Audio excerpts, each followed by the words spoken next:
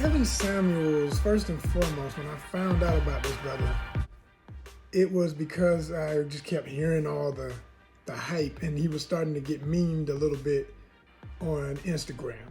In particular, comedian Godfrey. If you don't know comedian Godfrey, he's a New York comedian of Nigerian ancestry who did a imitation of Samuels that was one of the funniest I've ever heard anybody attempt. He's a great. Now he does it. He can imitate folk quite well. And I was like, who is he talking about, right? So I go and look it up, and it wasn't hard to find because every time I just looked under the hashtag, you seeing all these women who were mad at the time, mostly black women, sometimes others.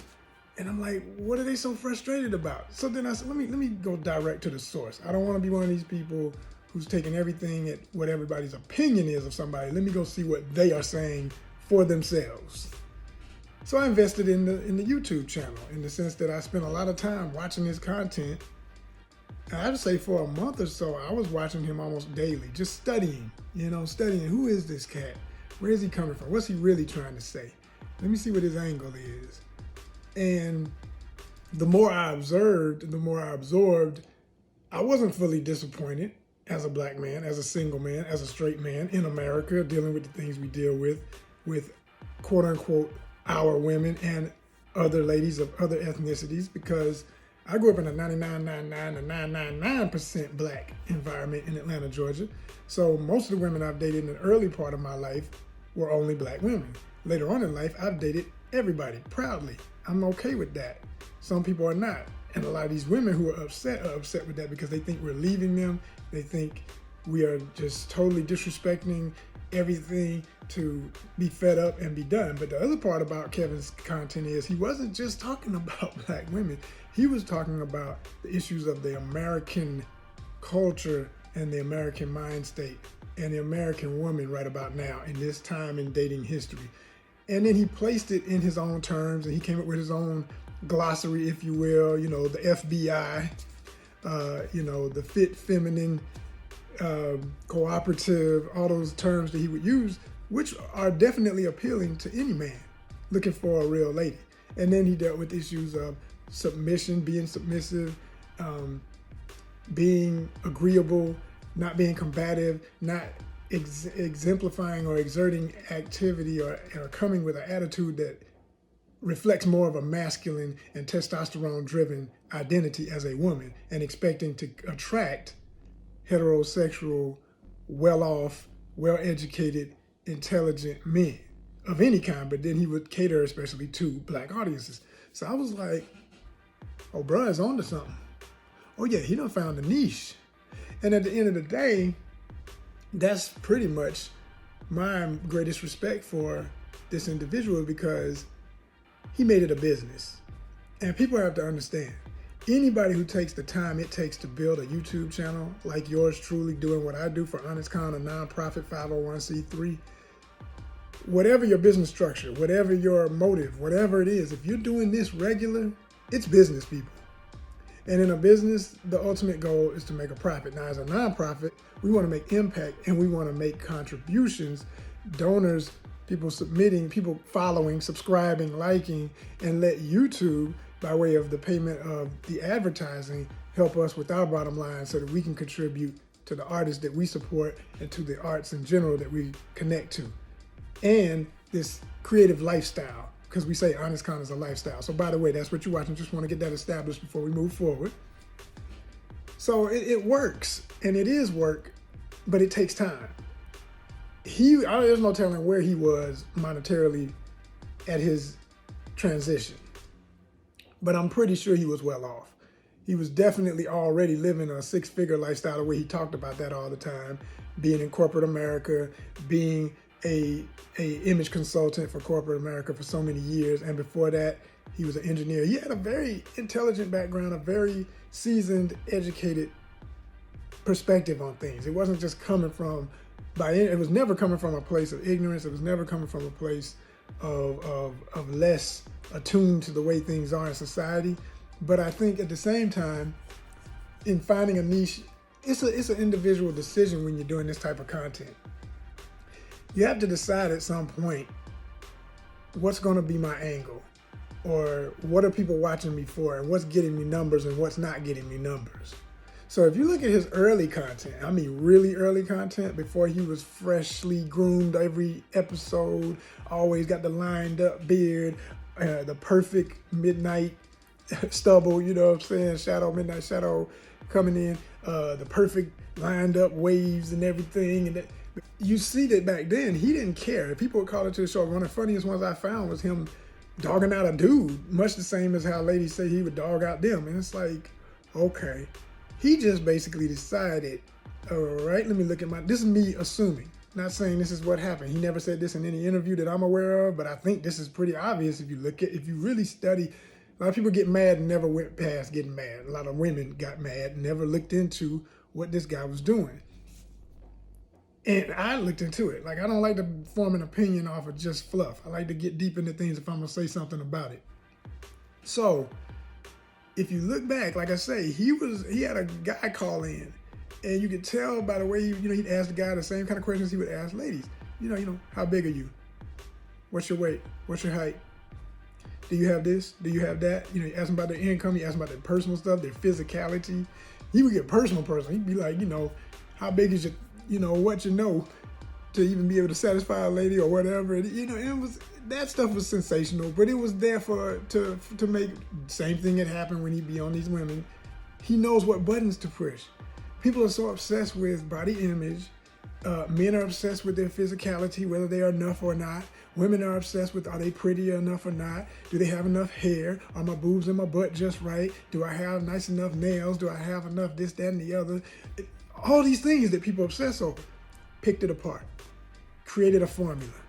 Designed a literal model to make a business model that was obviously ingenious in many ways because it got folk talking about it.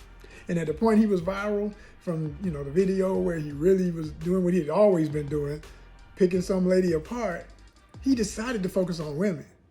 And he decided to cater to the same dudes, if you will, that he was picking apart before, because the kind of guy he was talking to in that interview was literally the epitome from my perspective of understanding what I was hearing. He was the blue collar guy. He was the guy who's not necessarily a model or thinks he's the most handsome guy in the world, but still thinks every woman should just bow down to him or whatever. And every now and then he'd go back to as he was getting more popular, I would hear him go back a little bit to that because he started realizing, I can't let these dudes that I'm saying, hey, I support y'all. I want y'all to get what y'all are worth. I want these women to be realistic and understand that maybe if you ain't got no more to offer than they do, why are you putting so much pressure on these men? But at the same time, as I say, the no scrubs thing and all that's got to end. You can't be no scrub at the same time.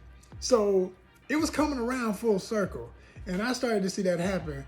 And when I would get into conversations sometimes, especially with ladies, guys and ladies, but especially ladies, about his content and say, what you think about that guy? You ever heard about? Someone wouldn't know who he is, and then I to describe it, oh, that guy? And they instantly on the fence, be angry. And I said, whoa, have you ever really watched more than one episode? I know it's a long episode, so even if you didn't watch the whole thing, did you ever watch anything other than the part where he starts dogging somebody out? Because typically on those types of shows, he knew that was an audience that was wanting that. He knew that this fits into the appetite that's been created by Ricky Lake and all them shows back in the day, Jerry Springer and all that kind of stuff. And he never let it get that far blown because of the whole, I'm the Godfather, I'm in charge, this is my show, you're not gonna diss me, you're not gonna disrespect me on my show. But then he'll, chop them up a little bit. But it was intelligent chop up. Now, if they came with too much lip, okay, then he's gonna go off. And that's what made it funny from any intelligent dude's perspective. But at the same time, sometimes I could get where the ladies come from. Like I'd seen my man go too far for my taste. I'll never forget an episode where it was a lady he was breaking down, and everything he was saying was accurate. She was just as stereotypical as most. She ain't got but maybe $30,000 a year in income, but she wants $100,000 man. And if a guy is only 50 or 60, he's not enough. He's like, how in the hell is his 50 or 60 not enough with your 30 to make a happy home if you want children? And I think the woman had, I can't remember if she had kids or not, but and she wasn't black. I do remember that. She was, I think she was Italian. But that's, That's worth mentioning because everybody always assumes he always focused on black women, but he didn't. He dealt with everybody. He knew his prime market was black folk, and he was trying mostly to wake black folk up to the things he was concerned about. But he dealt with everybody. But I'll never forget the lady said something, and he went in on her or whatever, and he asked her something else, and she went and she was trying to explain why she's not as motivated or something. Forgive me for not knowing specifics. Maybe I can find the video. Even if I don't, I know somebody's gonna know where I'm coming from if you watch this stuff. But the way he did, when she said the reason why was because she had lost a parent and that she was going through depression. And I said, okay. So I was waiting on him to be the gentleman side of himself I know is there, because I've seen other interviews where he know how to back up. He didn't back up. He's like, he's still kind of like, I don't care. I don't want to hear all that. It was kind of that attitude, like, that ain't no excuse. You got to do this, that, and the other. You got to get back into life. I was like, that's too much, man. That's too much. So see, there's always a way to do. And this is human. This is what we all, doing the host of content and dealing with the public. I personally don't deal with too much public because I don't want to deal with all that. But I handpick my guests for different content we do here on ONYXCON. And I deal with relationships. And in dealing with relationships as a part of ONYXCON fitness, because when we say fitness, we're not just talking about going to the gym and working out and looking good and eating a certain way. We're talking about the whole thing. We're talking about mind, body, and soul. So your relationships are a huge part of that mind and your body and your soul. But it starts with your mental, because in any relationship, it's all about how your minds connect to another person's mind and whether or not that's right for each other, right? So I always admired the fact that he found the niche. And like I say, I don't think he always went about it the right way, said the right thing the right way. But at the end of the day, at the end of the report card, and unfortunately the end of his journey in the physical in our time, because I feel like spirits move on and can be rejuvenated, can be reincarnated. I do feel that he was, there's nobody like the dude and all the people who followed him that try to be like him or try to do what he was doing. And even people before him who could be comparative, they weren't saying the things he's saying the way he was saying them, when he was right, when he was totally on point, whether you liked it or not. So, the only part of it that I would grade down would be the issue of telling ladies in their 20s that you're in the danger zone if you want children and you're not already with somebody, and just throwing out all these heavy restrictions on who's worthy of your time and getting with the first best decent guy who comes along, give him a chance and go and make a life of it. Do what Big Mama and them used to do back in the day and deal with some man who's might not be everything you wanted, but he's enough and he's a provider. And yeah, if he cheats on you, you got to let that slide every now and then. Now, he didn't outright say that, but he kind of talked around it. And every time the issue of cheating come up, he'd always say if it was a man who was supposed to be, the higher earner and all of that, he'd say, oh, they're just exercising their options. I said, Kevin, you messing it up for the good dudes, man, because that ain't how we see it.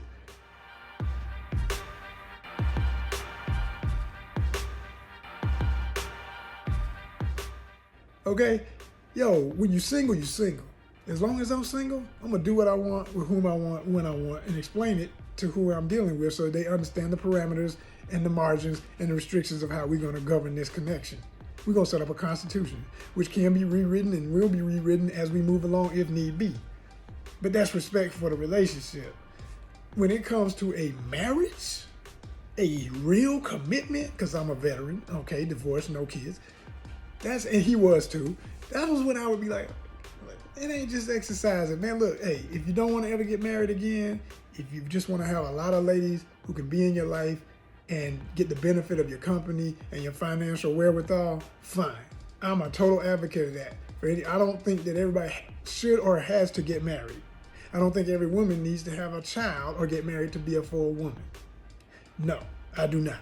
And I don't support that, because there's enough people in the world raising kids irresponsibly or with the wrong unit in the home, and we see the results. It ain't good.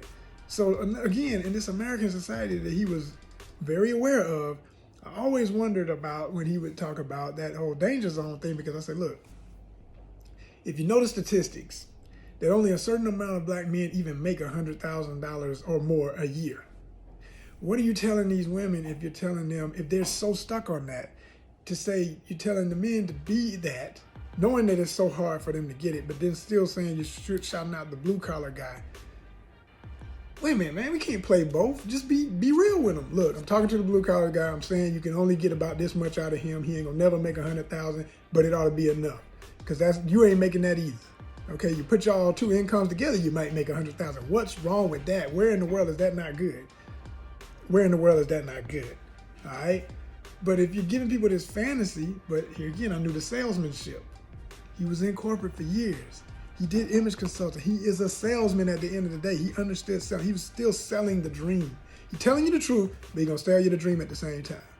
Now, if you as a viewer are not savvy enough or in business enough, even though everybody want to pretend they're an entrepreneur and understands what financial structure and all that is, I'm somebody who understands enough. Thank goodness for the grooming I had coming up with a father who's a business consultant, okay? But I'm not by any means one of these people who is a total financial guru. I would never claim that, never. I need as much more understanding every day, and the rules are always changing. But to tell people when you look at the statistics that you can pull off something with this and you ain't gotta have that and it'll still happen, that's not good advice. It's not wise to tell folk in this society, in their 20s, when they're still partying, still calling it a whole phase and all this other silliness that goes on, still trying to not be in their feelings, not have no feelings, not give no F's, still trying to be the city girls and the Megan Thee Stallions and all the other jokes that he would make about that, which was hilarious and true. You're still trying to be all that, and the dude's trying to play it too. They trying to be the thug and the damn corporate dude and the dude riding the UPS truck and be a thug you can't. No, where's the cutoff valve? Where's the reality of what go together and what don't go together, and what's gonna always end with poor, sad, baby mama drama, baby daddy drama, too many kids not being taken care of and stretched out all over the country mess.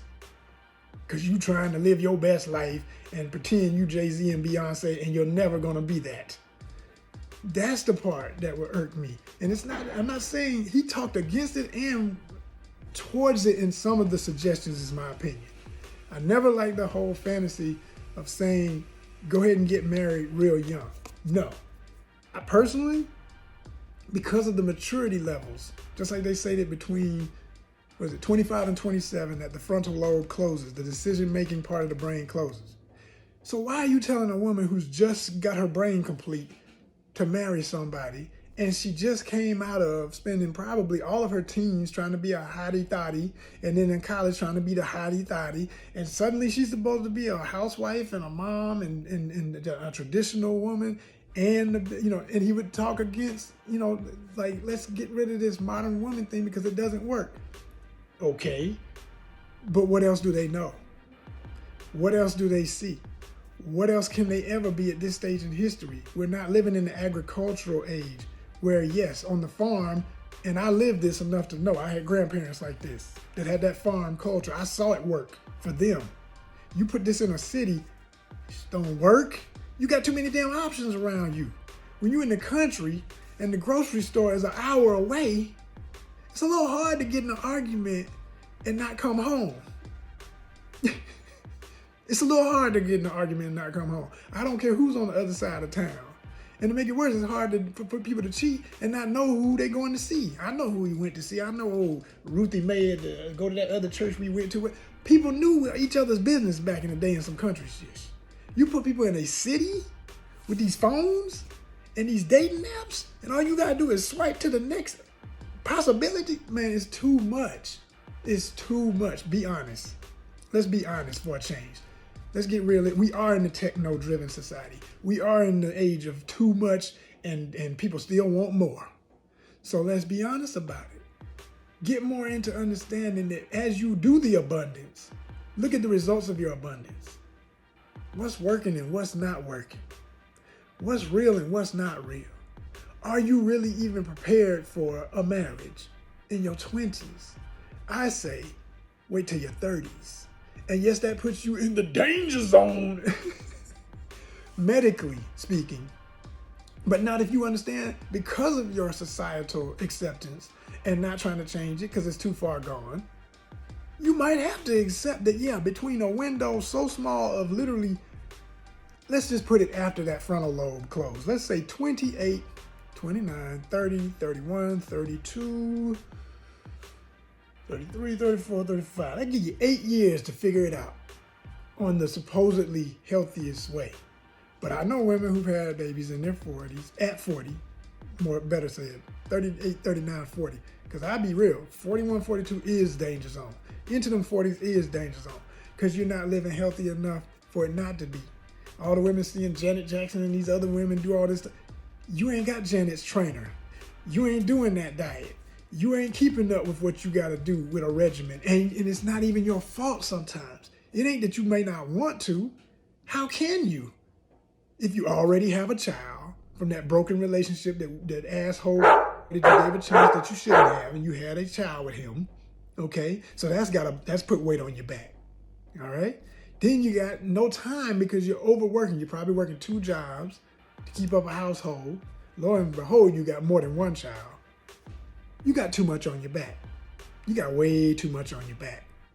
So now you're in a situation where your options are less. And this is the truth that Kevin was giving y'all. And this is when I give him an A++, when he would be like, be realistic. The sexual marketplace value was a real way it was a hard way to hear it, but it's damn sure true.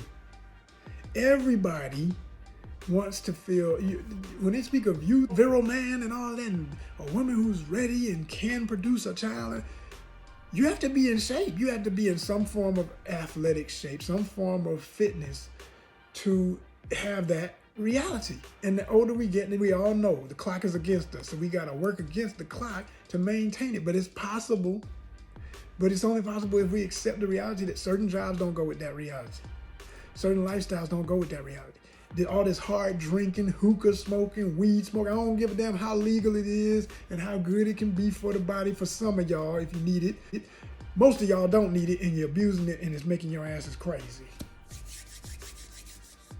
Yeah.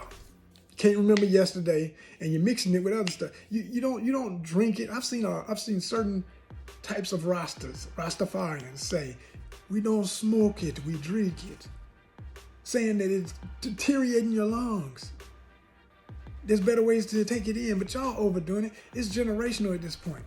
The young generation thinks this is just another part of life. And then all the pill popping and crap. Man, look. By the time folk getting 30, there's people, and this is just the truth. This ain't bragging. This is what I know. I know this from going to set, being in the movie business. I'll be on set sometimes and I'll be talking with some folk. I say, hey, young brother, how old are you, man? Because, we having a good conversation, and I can tell something's a little young sounding to me, but he look about my age.